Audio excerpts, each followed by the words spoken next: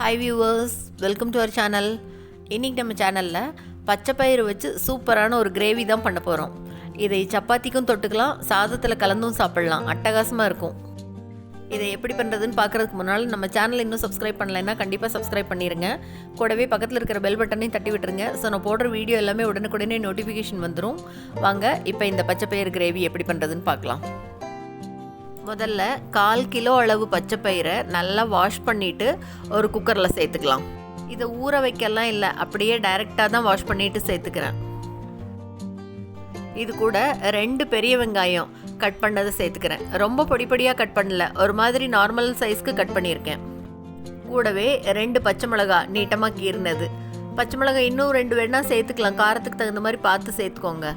ஒரு கொத்து கருவேப்பிலை, கொஞ்சமாக மஞ்சள் தூள், 1 டீஸ்பூன் அளவு மிளகாய் தூள், 1/2 டீஸ்பூன் மல்லித்தூள், 1/4 டீஸ்பூன் சோம்பு, இதுக்கு தேவையான அளவு உப்பு.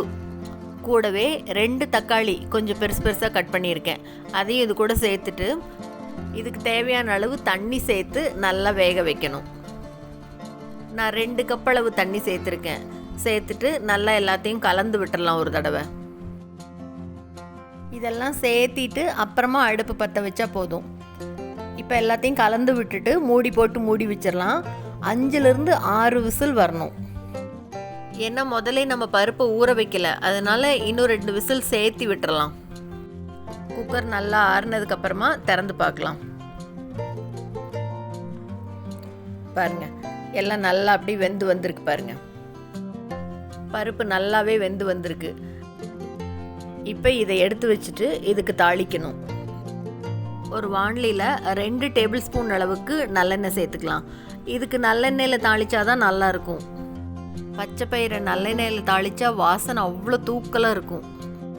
இப்போ எண்ணெய் காஞ்ச உடனே கடுகு சேர்த்துக்கலாம். கூடவே காஞ்ச மிளகாய் 4 மிளகாய் சேர்த்துருக்கேன். ஒரு கொத்து கருவேப்பிலை, எல்லாத்தையும் சேர்த்து லேசாக ஒரு தடவை வறுத்து விடலாம். இப்போ இது கூட சின்ன வெங்காயம் நீட்டமாக கட் பண்ணது கொஞ்சமாக சேர்த்துக்கலாம். கூடவே ஒரே ஒரு தக்காளி பெருசாக கட் பண்ணது அதையும் சேர்த்துட்டு சும்மா லேசாக 2 திருப்பினா போதும். ரொம்ப வதங்கணுன்னெல்லாம் இல்லை, லேசாக வதக்கி விட்ட உடனே இப்போ இது கூட வேக வச்சுருக்கிறோம் இல்லையா பருப்பு, அதையும் சேர்த்துக்கணும். நல்லா எல்லாத்தையும் கலந்து விட்டுட்டு இப்போ இது கூட தண்ணி சேர்த்துக்கலாம். கொஞ்சம் நல்லா தாராளமாகவே சேர்த்துக்கலாம், குழம்பு பதத்துக்கு இருக்கணும்.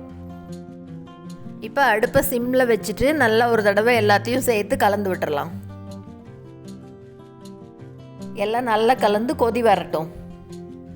கொதி வர ஆரம்பித்தோடனே இப்போ இது கூட கொஞ்சமாக மஞ்சள் தூள், கொஞ்சமாக உப்பு முதல்ல சேர்த்துருக்கோம், அதனால் பார்த்து கொஞ்சமாக சேர்த்துக்கணும். எல்லாத்தையும் நல்லா கலந்து விட்டுட்டு ஒரு கொதி வர்ற வரைக்கும் விடலாம். இப்போ ஒரு கொதி வந்தோடனே இது கூட 1/2 கப் அளவு கெட்டியான தேங்காய் பால் எடுத்து வச்சுருக்கேன் முதலே, அதையும் இப்போ இது கூட சேர்த்துக்கிறேன். அடுப்பு சிம்லேயே இருக்கட்டும். தேங்காய் பால் சேர்த்துனதுக்கப்புறமா ரொம்ப கொதிக்க வேண்டாம். இந்த தேங்காய் பால் சேர்த்து பண்ணும்போது இந்த கிரேவி அப்படியே அட்டகாசமாக இருக்கும். இது மேலே பொடியாக கட் பண்ண கொத்தமல்லி தழை அப்படியே தூவி விட்டுட்டு இப்போ இது கூட ஒரே ஒரு ஸ்பூன் அளவுக்கு நெய்யை மேலே சேர்த்தணும். பார்க்கும்போதே எவ்வளோ சூப்பராக இருக்குது பாருங்கள், அட்டகாசமாக இருக்கும். சப்பாத்திக்கு தொட்டுட்டாலும் சரி, இல்லை சாதத்தில் கலந்துட்டாலும் சரி. அப்படியே நெய்யை நல்லா கலந்து விட்டுட்டு அடுப்பை ஆஃப் பண்ணிடணும். சூப்பரான பச்சைப்பயிறு கிரேவி இல்லை பச்சைப்பயிறு குழம்பு எப்படி வேணால் சொல்லலாம், அட்டகாசமாக ரெடி ஆயிடுச்சு. நீங்களும் இந்த ரெசிபியை செஞ்சு பார்த்துட்டு மறக்காமல் கமெண்ட் பண்ணுங்கள். இந்த வீடியோ உங்களுக்கு பிடிச்சிருந்ததுன்னா லைக் பண்ணுங்கள், ஷேர் பண்ணுங்கள், கமெண்ட் பண்ணுங்கள். மறக்காமல் நம்ம சேனலை சப்ஸ்கிரைப் பண்ணுங்கள். கூடவே பக்கத்தில் இருக்கிற பெல் பட்டனையும் தட்டி விட்டுருங்க. ஸோ நான் போடுற வீடியோ எதுவும் மிஸ் பண்ணாமல் பார்க்கலாம். தேங்க்ஸ் ஃபார் வாட்சிங்.